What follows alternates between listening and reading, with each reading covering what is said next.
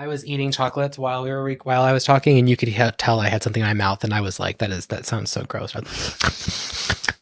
I'm eating M&Ms because Jaren gave me a handful, and it just made me so happy. Like 2 handfuls. It was about I was about Daddy to. took a Costco trip today. I was a Costco daddy, not a what did I call it? A Kirkland father. Kirkland father. Kirkland father. I didn't bring that up the last time that we talked about us getting the membership at Costco. Kirkland father. A gentleman with his family was cruising us in the clothing area. Okay. And so Nicholas was like, "Oh, you don't want a Costco daddy?" And I said, "I don't want a fucking Kirkland father. I'm Costco daddy." Father Kirkland. No, that's the person who put all of it together. That's the CEO. What word? I can't even come up with the words that I want to say right now. I don't really know much about the Costco family. I don't either. I should probably just keep it that way.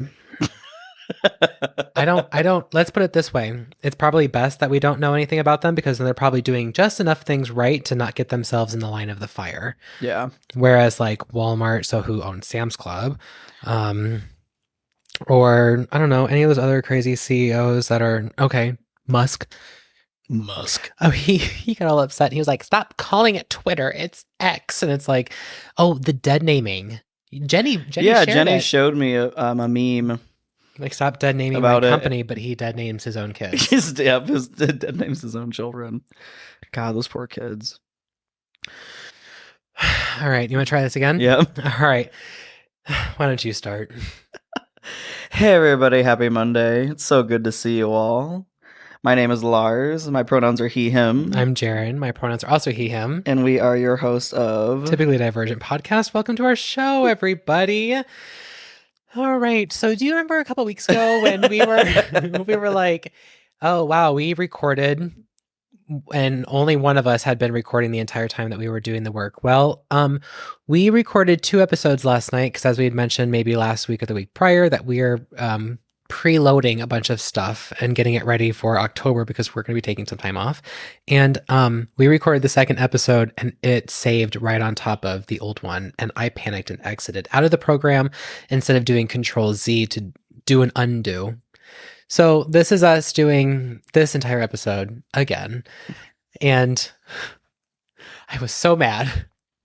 But it wasn't all for nothing because we did get 1 episode done. But the episode that should have been written over was the episode that we wrote over the other one.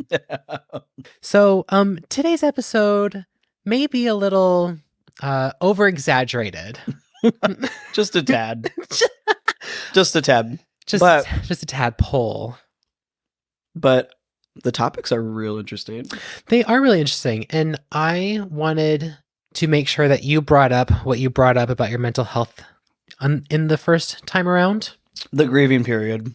Yes, because I had a conversation with Nicholas today about the season changing. Okay. So hold on.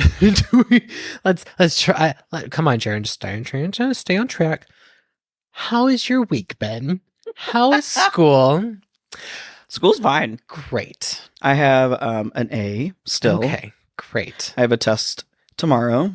I'm feeling okay about, not as confident as the last 2, but that's okay. Sorry, I don't know what the fuck happened. Are you good, bro? No, I'm not good. There was something going on in my nose. It was like the nose hairs. I could feel them like moving on their own, but there was no reason for them to be doing it. That. I was like, why are you migrating in my nostrils right now? Why are you moving, bitch? Yeah. So that my first thought, of course, was like, oh, there's a spider just making its home in your nose. That's where my brain goes to. That's where my brain goes. Great. School's good. Yeah. School's good. Again, shout out to Ray, my tutor. He's been absolutely brilliant. He's really cool. Really like him. I've been wanting to tell you. Yes. Recently, we talked about dreams, and I've been having some very interesting dreams, and I'm starting to remember some of them. And so I want to tell you because you wanted to know what my dreams were like. And I told you originally I didn't remember a lot of them. So right. I had a session of dreams because Nicholas and I move around so much in our sleep that I wake up and it's almost like I'm having whole new dreams, right? Right. I'm not even picking up where I'm being left off. And in my mind, it looked like, what are those event calendars that you do at Christmas time? Oh, advent An calendars? advent calendar. Yes. Yeah. It was almost like an advent calendar. But every time I had a dream, I would like stitch the dream into this quilt. And I'm creating a quilt in my mind with all these different dreams. So I'll let you know. That's totally I'll let you rad. know how they come, how it's looking. I had one last night about that coffee shop that I used to work at. Yeah. And you know those drinks that they would make in the Vitamix? Yeah. You know that drink? You know the corn syrup that goes in it? Yes. Okay. You know how sometimes the pump attachment on the inside isn't always connected to Yep. the hand pump itself? The tube. And then it falls into Uh-huh. the So corn syrup. I dreamt you know how one of them is a darker color than the other one? Yeah. It was the me versus the girl that he tells you not to worry about. Yeah. She was beautiful and tan. So I dreamt that I was trying to make these drinks in this Vitamix, and that tube wasn't fully connected, and I'm like pumping it, and it's not blending the drink. And my boss comes up and goes, "Well, I mean, yeah, you have to put the coffee stuff in it." And I said, "I am doing that, but like it's not coming up not pumping. smooth. It's not coming up smooth." Yeah. And so like, you know, that means that like something's wrong with the corn syrup. And he goes, "It's fine, don't worry about it." And I look at the pump and the container itself, and it's just like 30 of those tubes swimming in the corn syrup. And I go, "Yeah, no fucking no shit. That's no wonder why I'm not getting this to smooth out." So that there must have been a time where that happened to you and it stressed you the fuck out. Being in that position at that job stressed me out. It's along the lines of dreams because I think that Oh, okay. everybody who works at this certain coffee shop has had this dream before. Okay. And it's where you are at So we're the keeping coffee shop. Yeah. But instead of it being in an actual physical shop, it's at your house. No. And But I've had something similar. I have this dream periodically where Uh-huh. the coffee shop is at my house. There's a drive-through and everything, Uh-huh. and I'm the only person working. The whole thing. And yes, and I don't have anything that I need, and there's a line out the door. I have that dream way too often. 2 weeks into the job, 2 weeks, I went camping because this was when I was a title holder and I had promises I had to fulfill. And so one of them was being a part of this campground thing that we go to every year. Right. And so 2 weeks into the job, I'm taking a weekend off. I am running hot bar by myself in the campground's like main office. And there is a line out the door and everybody wants triple large white mochas. And again, 2 weeks into the job, and I had been on I had touched the espresso machine for 20 minutes at this point. Hadn't just was told this is what sequencing is. This is what the drinks are, and that was it. And I'm having a dream about You this. were already stressed. Yep. You poor thing. If you folks have dreams about your jobs, Let us know. let us know. I know Nicholas has dreams about like serving and like, Oh yeah. like, oh, I forgot to take a table's order and now they're mad, or like mixing stuff up. And if you haven't had dreams about your workplace, you're a psycho. So sorry. I don't make the rules. I don't make the rules. We just enforce them. How was your week? It has been really stressful. Okay. But I want you to talk about your mental health first because of what this time of year means to you. Okay. And then I will explain to you why my week has been the way it has been. Okay. And again, folks, remember, this is us like recapping the original conversation. So if it sounds fake, we just want to be genuine with you, and we want you to be we want to be transparent with you and make sure that we're never fake. Yeah. And then we want you to know like kind of like what's going on behind the scenes because we're human too. The original conversation was nothing like this, though they just happened. Yes. So, okay. Yes.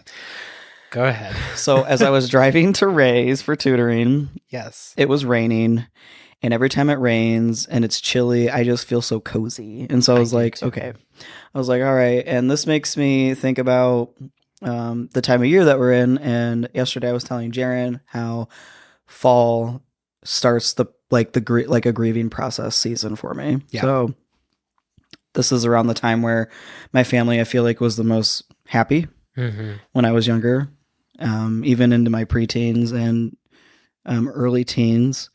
And it just brings back a lot of bittersweet memories that I miss during this time. And even though that my family is not physically around me, I miss them a lot. I just wanted to cry. So I turned on the song that reminds me of just being at home, at my childhood home. And I just wanted to cry. And I cried. And it feels like it starts from the first, like literally the first of day of fall, and then it goes all the way into New Year's Day. Yeah. And I feel like it could be a mixture of just the holiday season, which is common for people to feel some sort of feelings anyway, because there's a lot of death, there's celebration, people are together like more, and yeah. So that's kind of like how my mental health when we recorded was going. It was kind of going through it because I was just coming off of that drive home and kind of feeling all those feelings and thinking about all those memories of, like, especially Halloween, because Halloween was such a fun time in my house. Even though that we were quote unquote Christians, we still did the whole thing. Like, we still did trick-or-treating, we still dressed up, even though I wasn't able to dress up as what I wanted to most of the time. But so I try to fill those voids with over decorating. Like, I love my house to like feel a certain way and look a certain way, because it just reminds me of being a kid. And so, and that trickles into like Christmas and Thanksgiving, and the house has to feel a certain way because I'm just grieving that season of my life. And then I said around this time is when my everyday depression turns into everyday and seasonal depression.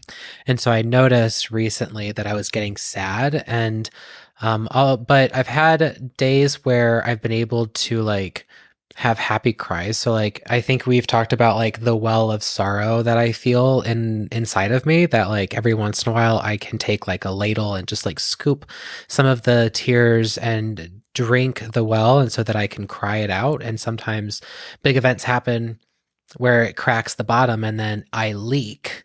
So like, having been like doing more things that are like healthier for myself lately, like quitting smoking, coming up on 60 days in just a couple days. Whoop. And like having been in the gym and being like doing things for myself that are better for me. And my relationship with cannabis is changing again. And this is not the first time where I've been like, oh, I'm going to like commit to doing something, and then like I fall short because I come up with excuses and reasons to continue to do something that I know I shouldn't be doing. But I feel like sometimes I am like losing a little bit of control. And so I'm going to turn around and start controlling some of those things. And that is one of the things that I'm going to start. That's my next thing to tackle. Again, like my usage has been like a lot less than what it used to, but like I would like to even take it down even further, because it got in the way of Jesus Christ, Dozer.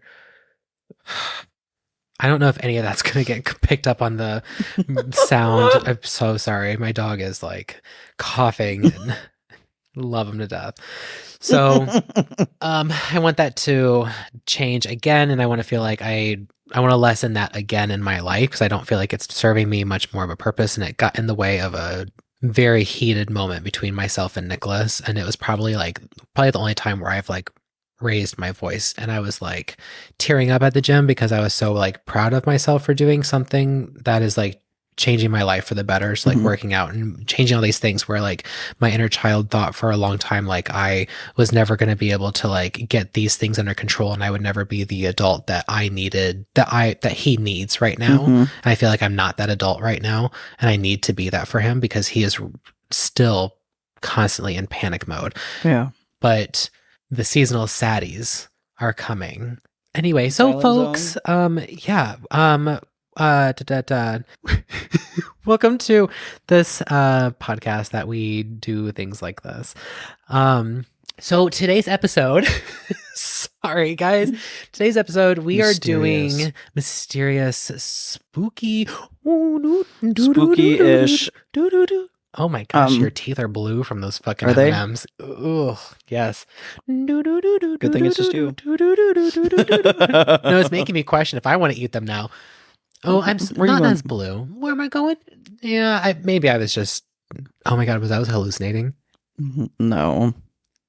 It's probably because the light is kind of bright, and you've got like blue shades on the light bulbs. Yeah, see, yeah. That's how my head is. Like Nicholas saw me spiral about something so silly earlier, and I said that's why my spirals are so bad. Oh. He goes, "It's okay, you can calm down," and I was like, "No," and it wasn't even anything bad. It was like something like just around the house or whatever, and he was like, "All right, pump the brakes there, buddy. Like, calm down." Yeah, and I was like, think about it. That's the trauma. That's the trauma. Yeah. Okay. So, are you ready to put on an acting face today? I am ready. You so ready? I was thinking about acting like a circus clown today. So, today I am going to be talking about the Zona del Silencio. He's like, why the fuck did you do that? I know, like, I can still get it. We're going to talk about the silent zone. And this is located... That's not spooky. That's just annoying. That's the Morse code of the aliens. Oh, I feel like theirs would be more like... Ooh, all right. You know, like Dory, like she drives me absolutely fucking nuts. I know, but oh shit, it is Ellen DeGeneres. She's a lot. Mm-hmm. She's the perfect person for it. Oh yeah. So anyway, enough about celebrities. It is spooky season. Yeah. No, I don't want to go on I don't want to go on a ramble. I want to stay on fleek. Stay on point. Stay on point. Stay on fleek. Okay, so this is from ifuckinglovescience.com. All right. So imagine the planet Earth. It's as big as strange place. There are places where it can reach -50 degrees Celsius. That's 58 Fahrenheit if you're an American. In 1 month, and nearly 39 plus Celsius. That's 102 in Fahrenheit if you're American.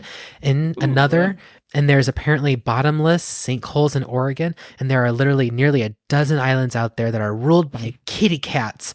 And yet, for some reason, we still feel the need to create places like Mapimi Silent Zone.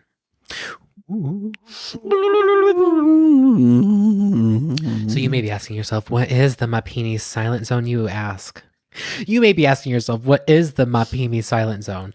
Think of it as Mexico's land-based area answer to the Bermuda Triangle. It's a patch of desert just about 50 kilometers, that's 31 miles in American language, across the Mapimi Biosphere Reserve near the Bolson de Mapimi in Durango. And it is also located around Chihuahua, which we kind of laughed about yesterday. And I was said, you know, of course, America's got to put their Taco Bell out there somewhere. And if local legends are to be achieved, it's weird, really weird. Oh, also, that was a poor American comment. I do apologize for that. But I forgot to mention last couple weeks ago that it was Hispanic Heritage Month. And so I do apologize for missing out on that and not saying anything. So happy Hispanic Heritage Month to all of those who are Hispanic. Yes. And Spanish. There are a lot of stories of aliens and unidentified flying objects in this zone. Ooh. Oh. Maybe not.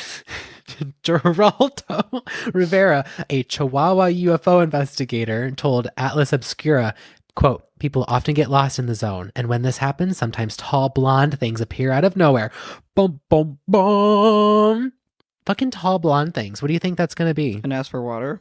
And ask for water. Please. Oh my God, like SpongeBob. Or like people at the mall at Starbucks. Not only is the area supposedly home to a group of supermodel alien Vikings, ooh, but there's the name La Zona del Silencio, or the Zone of Silence. It's called that because, according to the urban myths that surround the place, it's filled with magnetic waves so strange and unique that the radio transmission and communication signals cannot be transmitted.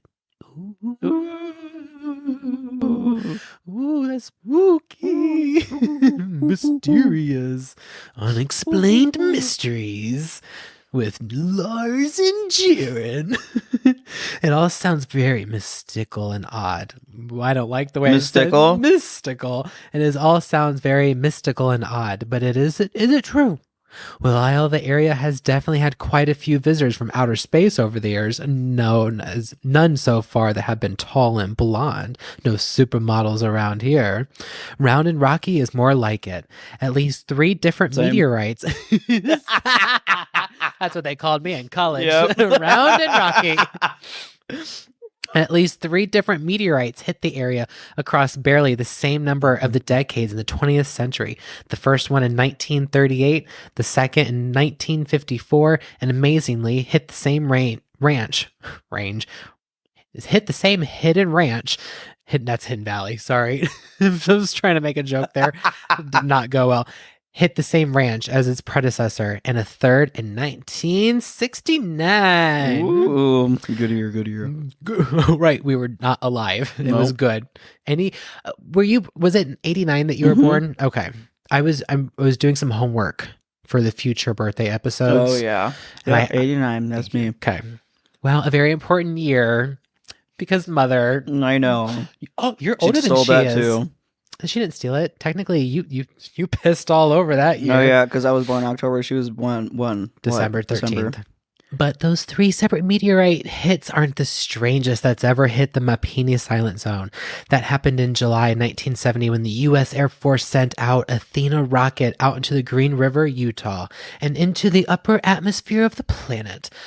Can I just really quick, I hate that we, as a human race, in order for us to discover things and experiment, that it involves like explosions. And I understand that those are like controlled, but it involves us destroying Mother Earth in some way. Yes. I don't care if it's a biodegradable bomb that we're putting into the water. You're still destroying Earth, or explosions in the air. You're eating up the ozone and the O2. I don't know about the ozone. Don't quote me on that. I'm not a scientist. You can't have aerosol hairspray in California, okay? That's ozone. Yeah. Okay. Yeah. So I just hate that we as a human species, that's what we do to our environment. And when we get scared, we destroy it instead of approach it in a way that is understanding that we are not really the superior. We're not at the top of the food chain. No. Because at the end of the day, I mean, a virus can wipe us out. Right. Yeah. The Athena rocket should have came down in New Mexico, but instead it crash landed in the original version, right in the heart of the Zone of Silence. Nobody knows for sure what has happened, but to make it a rocket go so far off course, but that caused a media storm that secured the Silent Zone a place in the public imagination for decades to come. Werner von Braun, the Nazi scientist who helped pioneer the U.S. space program, came to investigate the crash site along with hundreds of locals hired by the U.S. Air Force. Of course, America's got to get their toes in everything. And this is not even American soil. This is the U.S. This is Mexico. I mean, we're the closest resource to them, though. Sure, but I mean, does the majority of Americans really treat them? Do a significant amount of Americans treat them in the way that we can be of resource to them? No. When the rocket was discovered, a 28-day evacuation process was set in motion with the, quote, Americans bringing temporary dormitories, labs, kitchen, and medical facilities and setting them right up in the desert. Oh, like literally like in the movies. Like E.T. Yeah. Just like E.T. Well, I mean, yeah, fuck, I would too.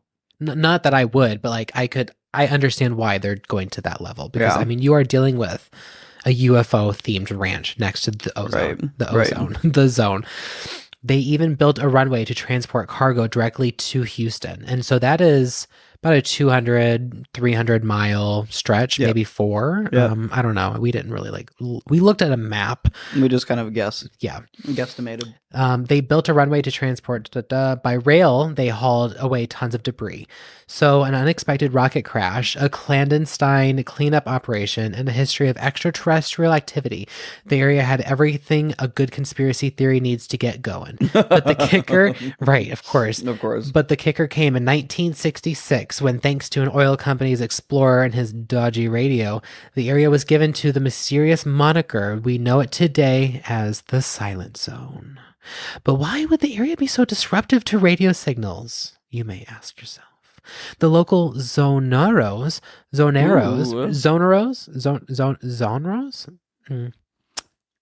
whatever. To be determined.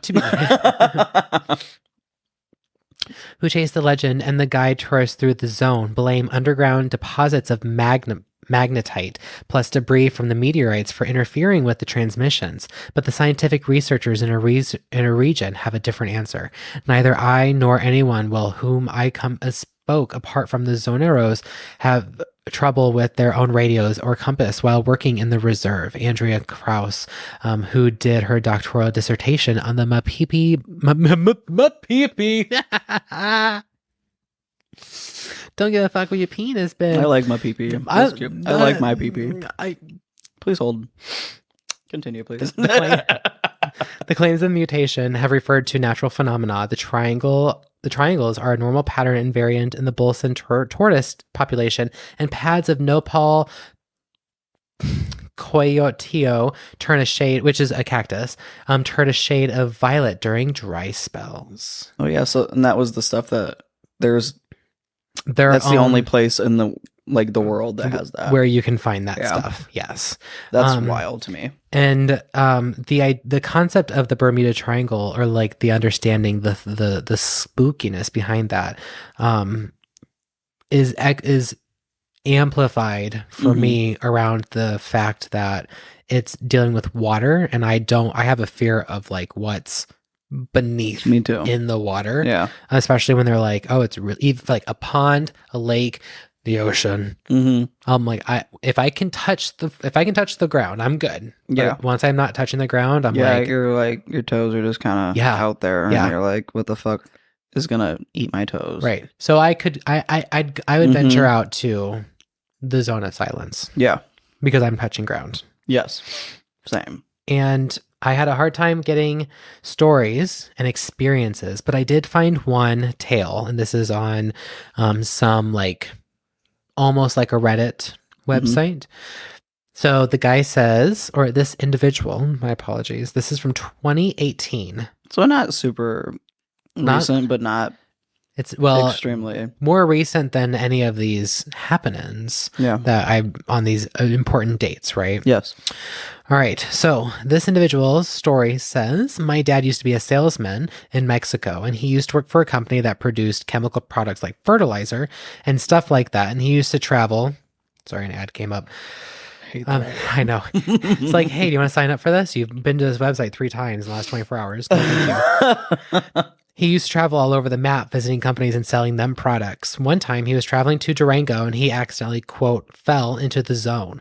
My dad wasn't aware of what was happening, and he just said that everything had stopped. The car radio stopped suddenly, along with the engine, and his wristwatch also had stopped. Again, we don't need this much electronics in our vehicles. And it's going to be the man with a landline and a stick, a manual that's going to get you out of the apocalypse. And that's me, Jenny's dad. The car radio stopped suddenly, along with the engine, and his wristwatch had also stopped, and it couldn't get the engine to start again, and nothing. We figured out he had ran out of fuel, so he had walked into the gas station to buy gas. Talking to the cashier while having a snack at the store. He told him about the car dying abruptly, and the cashier pointed out that he must have just fallen into the zone. Ooh. The cashier's like, I'm in the zone. Right. Get in the zone. Auto zone. Yeah, not sponsored. You're going to need a tow truck, otherwise that car won't move, he said. He called someone outside and explained what had happened. And the man came to the store and said, you must be from out of town. Every local knows not to get too close to the zone. Anyway, my tow truck's outside. I'll take you into the town. Anyway, I'll help you out. He's like, I set up shop here so that I can continuously do this. Right. $20. $20 is $20. Dad was lucky. No other local wanted to talk about the zone except for the trucker whom my dad met for a second time when he went there. He told my dad that he and his brothers and brother-in-law both worked as truckers and that his brother-in-law used to work with a man who wasn't completely there anymore, psychologically speaking, which is my biggest fear. No. Just don't go into the silent zone. I wish that was the only thing that would prevent me. I know. That's why sometimes, like, you talk about don't go into the silent zone. During those couple weeks when I started to go nonverbal, I was like, oh my God, like, I may never come out of this. No. So, yeah, don't go into the silent zone. That's creepy that you linked those two things together. Welcome to my spirals. Welcome to my spirals. All right. I get it. I get it now. See, like, that's... Click. Yep. There's no connection there, but I'm making connections everywhere. I make connections where they shouldn't be. And then I can't get rid of them. But they're there. I know. That's my automatic negative thinking. Yeah. Like, well, let's destroy it. Anyway, apparently... It's right. Apparently, this person was driving through the highway right by the zone. This was very late hours at night, and he just began his shift a few hours before. He was supposed to take some cargo, somewhere when he got close to the zone, and he had a strange encounter. Apparently, there was a strange-looking being standing right there in the middle of the highway. The trucker got out of his 16-wheeler. Ooh, 16 wheels. 16-wheeler. She was driving her 16-wheeler up and down. Oh my God. I went down to yonder on the Chattahoochee. Never knew much of what I went to me. An 18-wheeler, though, that's an Alabama song. Yes, it is. 18-wheeler. Yes, but this is a 16-wheeler, so what's the difference? It's the amount of tires. Maybe one's more like a truck and the other one's a semi? It's the amount of tires that they have on the semi. Okay. Anyway, the 16-wheeler stood close to that thing. He appeared to be friendly, and the man claimed he would communicate with him telepathically. Ooh. The man, being curious, asked him if it was real, and there was more of his kind, and they wanted from us. What did they want from us humans? He asked. The being answered that he was in fact real and that there was much more like him, of course, but didn't show themselves to humans, and that all they wanted was to coexist peacefully. The man asked the being where it lived, and it pointed up down to the ground where a hole with bright light was beginning to open. The being, I'm realizing how this is kind of similar to your story. The being signaled the man to join him and jumped in, but the man got in his truck and drove away. And he was never seen from again. Of course, Governor. Of course. And of course, he was never... I said that as a joke, and that's literally the next line. And of course, he was never seen from again. Your face. Ooh, spooky. Spooky. People say he became insane after that encounter. I would too. Oh yeah, and then of all the people that wouldn't believe you. Yeah, see? Yeah. No, baby. No, thanks, baby. No, baby. Now that I know that this story sounds very, very far-fetched, but I also know truckers tend to go through some really crazy shit while driving late at night. Same. True. I can only speak for my dad, whose watch was a present for my mom and yours truly, for Father's Day that same year, and was working well when we had bought it. So Is it fiction? Is it real? Maybe it's a little bit of both, honestly. I don't know. Ooh. That's very brave for them to write that in. Well, when you can hide behind a computer. True. When you hide behind a computer, although some stuff, the government is watching. Some people have to go on like torrents to write stuff on. Maybe some people should have to go through that. What did you bring to the episode? Well, Jaron, I would love to talk about... Oh, wait. What do you think about the Silent Zone? Do you have any thoughts? Do you have any THOTS about it? I think that there are certain parts of the world that do have a electromagnetic pull. Oh, that's higher than others. Of course. I would like to believe, or I think that I believe that the Silent Zone is just one of those places on the Earth. Just like the Bermuda Triangle. The what triangle? The Bermuda Triangle. Okay, sorry. It sounded funny when you said the first time. The Bermuda? I think you're putting the wrong emphasis on the syllables. Bermuda. The Bermuda? The Bermuda Triangle. There we go. Like you're from the South. Bermuda. So I think that there is some truth to that. And again, I don't like to tell people that what they experience is not real.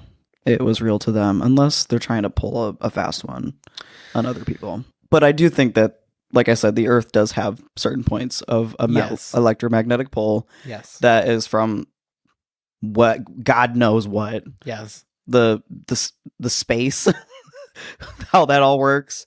So that can cause a lot of crazy shit to happen. Kirkland, Father Creator. Yeah. So Jesus Daddy, Big Daddy up there. Sky Daddy. What do they call it? Sky Daddy? Sky Daddy? Yeah. I think so. Sky Daddy. Cthulhu. Thank you, Spaghetti Monster. He's so cute. He's something. He's a little octopus. Noodles. Every time I eat spaghetti with meatballs, which is not very often, I'm like, oh, there's Cthulhu. There we are. Just...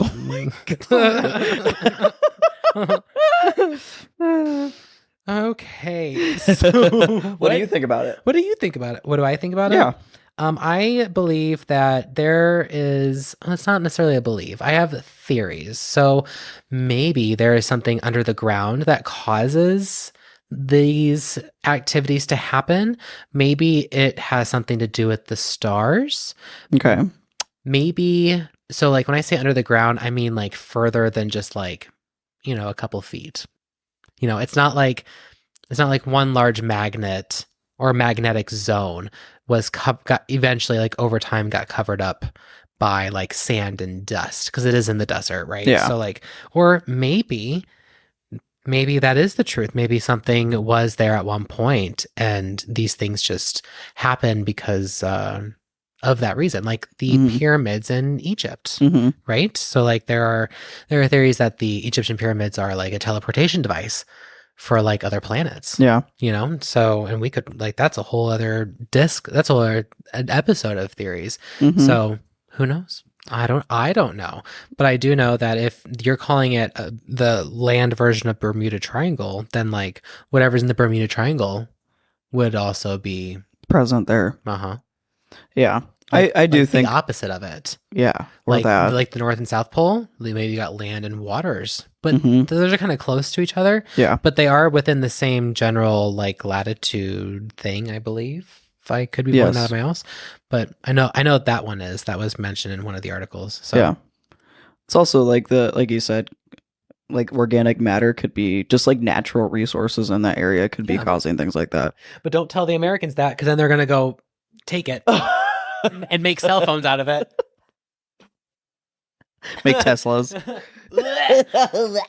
Musk was like, ooh, it's me. It's my time to shine again. Stop calling it Twitter. It's X now. Okay, Musk. Nasty bitch. You take that back. He's got more money to kill us off. Yeah, like do it. I dare you. And then that was the last time we saw Lawrence. Thank you for coming to the show. Have a good evening. Good night. And good night. And good night. Well, Jaron, I have brought some information about the theory or conspiracy theory. Or the mystery. It's really up to you to decide that. Okay. About Hollow Earth. What do you mean, Hollow Earth? So we've heard about the flat Earth theory. Oh, yes. But and how I'm like, you could convince me. And I'm just like staring at you like, I'm giving you the side eye. Come on. Until I am sent out in space and see it myself, I could be convinced either way. No. And I think that just means that I could easily be put into a cult. So look out. Look out, world. Where's I'm going to keep a close watch on you. Good thing we share our locations with each other. Yes. I mean, like, why is he in Idaho?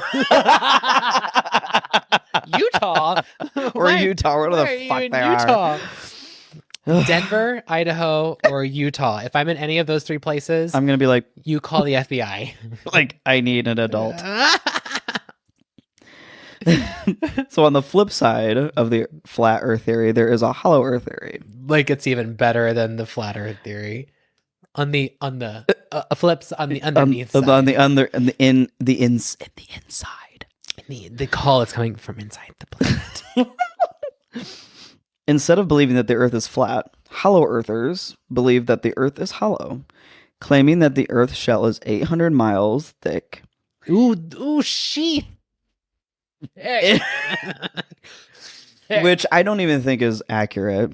I think it's more than that. I didn't look into that, but I think that that's a lot more. Well, if we take the circumference, well, you could figure out the diameter and the radius, but you're not going to figure out the crust, right? That's what you're talking about, the surface? Mm-hmm. Yeah. Well, it says shell, so I'm assuming the crust or whatever.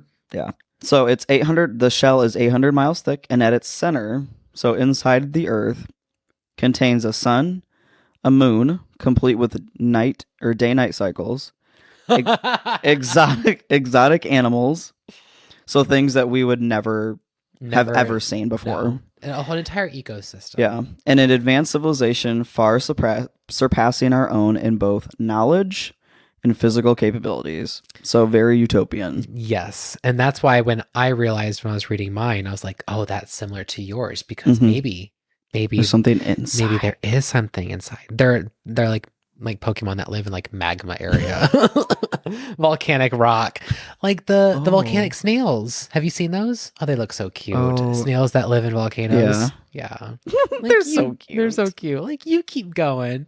You go, little rock star. These members, so the people who supposedly live inside the Earth, are supposed to be a superior variety of humans that stand at least 12 feet tall. And avatars. Yes, avatars. However, hollow Earthers believe that they're descendants of the Nephilim, or the fallen angels. Right. However, there is a theory that the Smithsonian actually has skeletons of these Nephilim. Okay. And that they're in the basement of the Smithsonian, and they took them down because they didn't want that to be proof that there is a god. What is the Smithsonian again? The Smithsonian is the leading museum in the United States, probably in the world. Okay. They have everything. I've been there. It's cool. huge. I bet. There's multiple, there's your Smithsonian, but then there's museums of the Smithsonian that are attached to it. So it's like a huge campus. It's huge. It's massive. It's amazing, and I think it's free to get in. Well, I pay my tax dollars. I could be wrong in that. I cheat with. Right. These theories stem as far back as the ancient Greeks, which is assumed to be the origin of the concept of a secret hidden world inside of the Earth. Okay. Because the ancient Greeks believed that it was like an underworld. Yeah. That's where the dead live. Oh, okay. I was thinking Lost City of Atlantis, but you're talking Lost City of Atlantis was just consumed by water. Right. But there are other more modern perspectives that encompass a more detailed synopsis of this theory itself and what it all means. As we dive into this theory, you're going to notice that there's not just one origin of Hollow Earth. It's kind of like the Greeks thought of something, and then the next generation built onto that. Right. And the next generation built onto that. And then there's other cultures that are from around the same time period that put some of their beliefs into it. And so it's kind of like a whole ball of... It's like a trail mix of tales. Yeah, like a snowball. Yeah. Yeah. You also believe in the flat, you also believe in Hollow Earth. Well, did you know about this? And then, that person's like, oh, I didn't know about that. So now they're adding that to the tale. Yeah. Or the conspiracy, the mystery. So like I said, the Greeks had their first belief in an underworld inside of the Earth. Yes. So the next theory that we have that builds upon that theory is that gained attention in the 17th century by a geophysicist Edmund Halley. Okay. He proposed that the Earth's crust was thin and that there might be a large cavern or cavity below it. Ooh. Oh, this theory and me, we got a lot in common. So yeah. His theory is known to be sort of the foundation of the idea that the Earth is comprised of layers. You've got the underworld that's inside the earth, but now we're going to add another layer, for the lack of a better word, right, to this whole theory. So essentially, he believed that we walk on the outer shell, followed by 2 inner concentric shells, which is basically like a shell upon a shell. Okay. So I think of like a gobstopper or anything that has like a common center. So like we talk about like candy shells. Mm-hmm. So those like hollow balls of chocolate that you bust open. And there's something inside of it. It's hollow. Oh, yeah. Those were around when we were kids. Yeah. So just to kind of paint the audience a picture, like it's basically just a circle within a circle within a circle, and it all has a common center in the middle. Yeah. Each shell is separated by an atmosphere that could potentially support life. So in between all of these layers, there's some sort of atmosphere. Oh, right. Like how we have the ocean where there are creatures, species of certain water animals that live really deep into the waters that they can't survive closer to the shore. Yes. Okay. Yeah. Basically like as above, so below. Ooh, spooky. So moving forward, in the 19th century, an American man named John Cleves Symes proposed. Did I say Sims or Symes? What are we saying? I don't care. I would say Sims. You said Sims last night. Okay, then I'll say Sims. In the 19th century, an American man named John Cleves Sims proposed this version of the theory. According to Sims, there was not one, but several large cavities or voids inside the Earth. It's the same. Sims. He even suggested that these cavities might be connected, forming a hollow Earth. So then now we have the theory that it's labeled hollow Earth. Okay. And they're so connected? The Earth is hollow, and there is a area inside the Earth that there's something living in it. Okay. Oh, like what is the cabin? What is it? Cabin in the Woods, where they have to satisfy the old gods. Yeah. It's been a long time since I've seen that movie. I saw a meme the other day where it was like, I want to see a movie based on the other stuff that was on that whiteboard. Oh, because they had some really weird shit written on there. If you ever take a moment to like pause and read it. Yeah. Sims' theories gained a lot of attention and even petitioned Congress to fund an expedition to the North Pole so that he could prove that his theories are correct. But unfortunately, his journey was never proved, and Sims died without ever being able to prove his theories. Right. I also found out that John Quincy Adams, the son of John Adams, who was a president, who was the second president of the United States, and I learned this last night, was a huge advocate for Hollow Earth, and he actually brought it to Congress numerous times, trying to get it passed. Passed for what? Oh, to fund the expedition. Oh, the expedition. Okay. Yeah. And they said no. And they said no, but like all times. Could you imagine? And I honestly am surprised that they didn't, because like I was telling Jaren yesterday, that during this time, the 19th century, there was a lot of mystery behind just the Earth in general, and like where things, like what was beyond the Northwest Passage, which is what Lewis and Clark already found, but whatever. Do you know about the Arctic Wall? Baby. That's an Easter egg. We're going to talk about that one day. But don't go look it up. Don't do it. Don't do it. Let us teach you. But like, don't learn. There was so much beyond anything from the Ohio Valley over to the west was just like unknown. Yeah. And then if you think about all the other continents and countries out there, like their mind was probably going wild. Like what else is out there? So it was very common for these expeditions to, at least there would be conversations about them, or sometimes they would get passed and then because the closest point to get to the North Pole at this time you would have to, if you were living in North America, you would have to travel all the way through Canada before you can get yourself up in the air. Yeah. To travel. And even then that's like what, anywhere between 1,800 to 3,000 aerial miles. Yeah. Not nautical on sea. And they didn't have planes back then, right? No. So they would have to adventure out like Vikings. Yeah.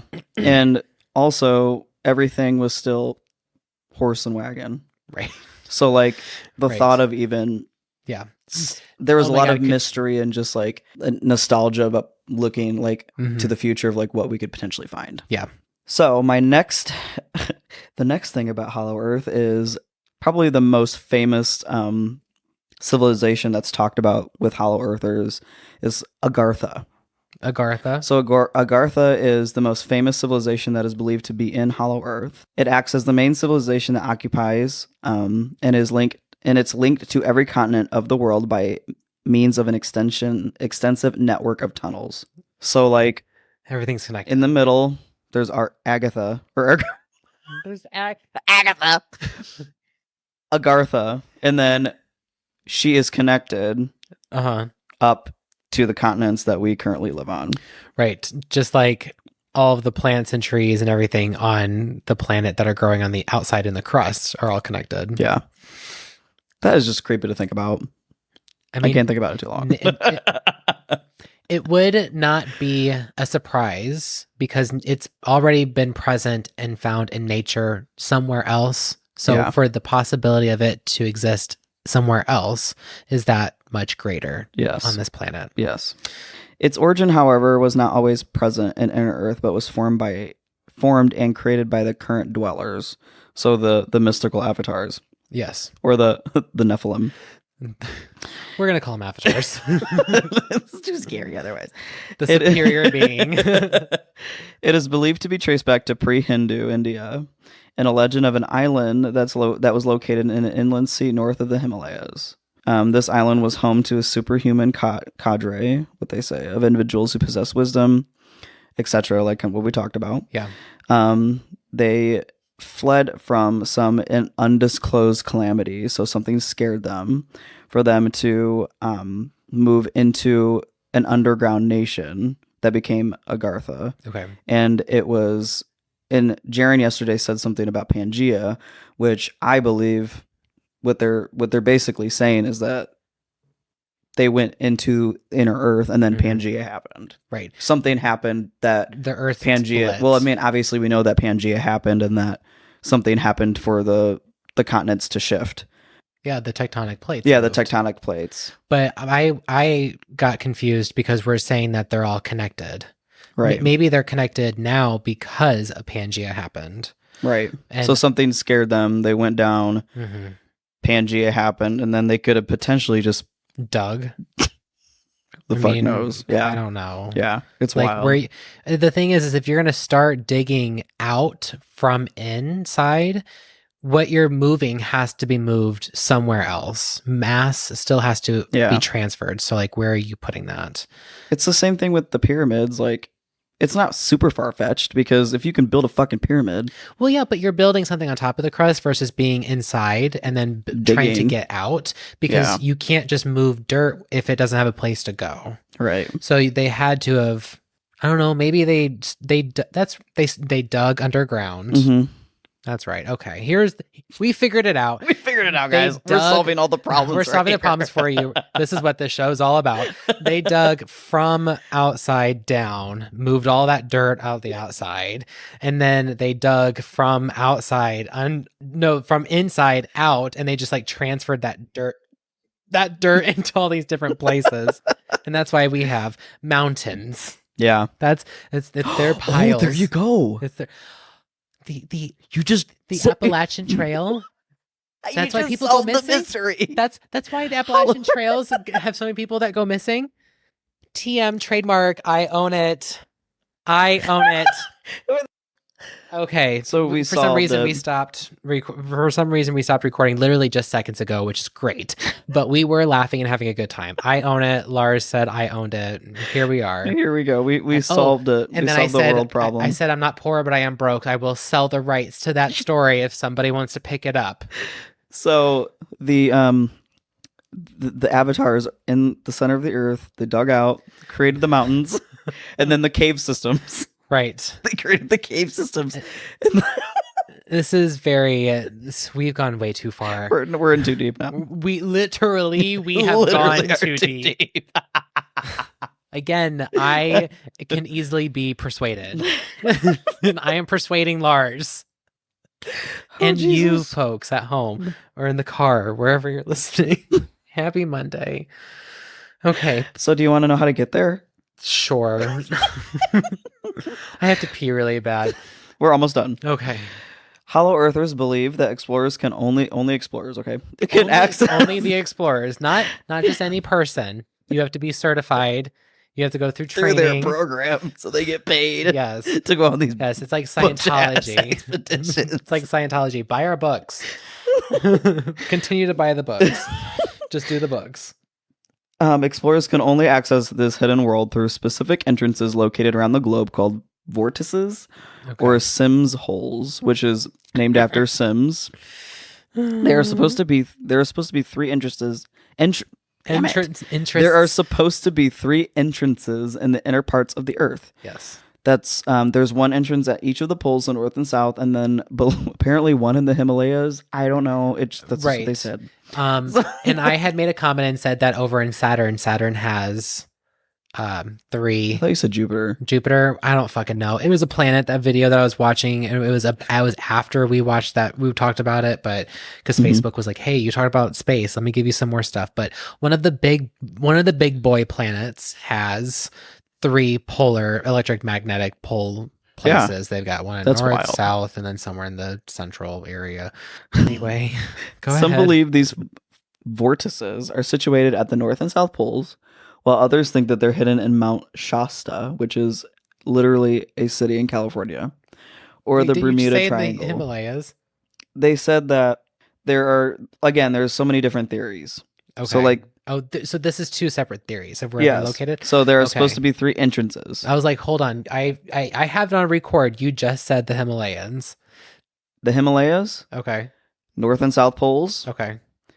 Mount Shasta, which is the city in California, or the Bermuda Triangle is basically the entrance. Oh, maybe the silent zone is the 7th, and it's like... I like that. You can't see Jaron, but his hands are talking. Yeah. I can't wait to be in front of a camera. I know. The hands are talking. People. I have an idea I need to run by you. Okay. Anyway, go ahead. So currently, the Hollow Earthers are still very active. Okay. There is a man named Rodney Clough who is the most vocal and most current advocate. Okay. And he suggests that the government, of course, is aware of the hidden world and keeps it from the secret from us. He, through the mid-2000s and early into the 2010s, he was a part of a long gestating expedition known most recently as the North Pole Inner Earth Expedition. Unfortunately, after a number of setbacks, including backers and members of the team falling victim to calamities ranging from cancer to plane crashes, that expedition was put on hiatus. Okay. So they're not getting any money, and then bad shit is happening. And then Jaron made a comment saying that it's because the government's trying to hide it, and if they can't get there dead, then they're not going to get there. Yep. Or they're dead, they can't get there. They're hiding something. Or as of 2022, Jesus Christ, a team of Hollow Earth advocates was planning to mount another expedition on a nuclear-powered icebreaker, so that they were trying to build this, and it was set back because of the pandemic. But they believe that there is a hole to the interior of the Earth under the near constant cloud covering of Russia. I think it's it says Murmansk, Russia. Okay. Wait, which is constant cloud covering? It says the interior of the Earth under the near constant cloud cover and ice of the Arctic Sea. But it's that is an area of the world where it's constantly covered in clouds? Apparently. So the Arctic Sea is where they're trying to get to because they believe that there is a hole in that area, and it's 7 days out from Murmansk, Russia. Okay. And I'm probably butchering that name, I apologize. That's a long venture. Yeah, and how is an American going to get to Russia? Fly. I know that, but I mean, Russia doesn't like us there. I don't think they even let us in anymore. I don't know. But that is Hollow Earth. Damn, that was quite a tale. A trip. That was a trip. You're right. That was a really good trip. There's also lots of documentaries about Hollow Earth theory that are on Netflix and Prime if you're wanting to look more into it, which I might because I just want to know what they think. That's what interests me about QAnon people. I'm like, just tell me where does the thought come from? Because I'll sit there and tell you about where my thoughts come from. But there is science backing some of my thoughts. Mm-hmm. Anyway, so hey everybody, thank you so much for hanging out with us this week. I hope that the good chunk of that was not reenacting. So like, it was pretty good. Good job to us. Yeah. Toe tap. So the next week's episode is going to be something that's already been pre-recorded because Lars is going to be doing finals. And then we are going to be meeting back together. Oh, the next 2 episodes are pre-recorded. And we're about to record that other one right now. Yes. And yeah, the next month, everything is going to be kind of a little wonky. So if our episodes are a little short or we're not talking about our mental health, it's because it hasn't changed much in the last couple of days. So although yesterday compared to today, big change. Yes. But thanks for hanging out with us, you guys. We love you so much. We love you very much. Let us know what you think about these stories, or if you got any other mysteries you want us to talk about, or if you got a mystery that you want to send in, we would love to read it or hear it. Yes. And you'll see us next Monday, and we love you. This is us signing out.